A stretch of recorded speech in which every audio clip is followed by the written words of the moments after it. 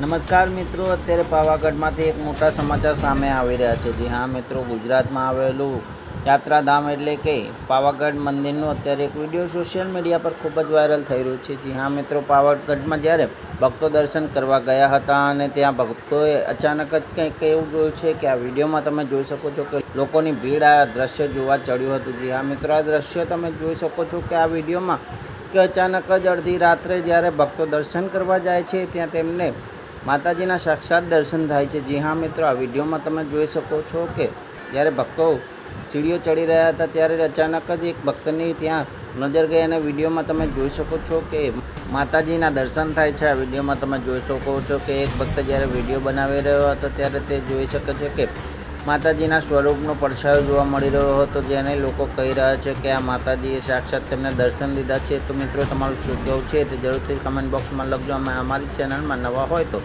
Subscribe કરી નાખજો અમારી ચેનલને.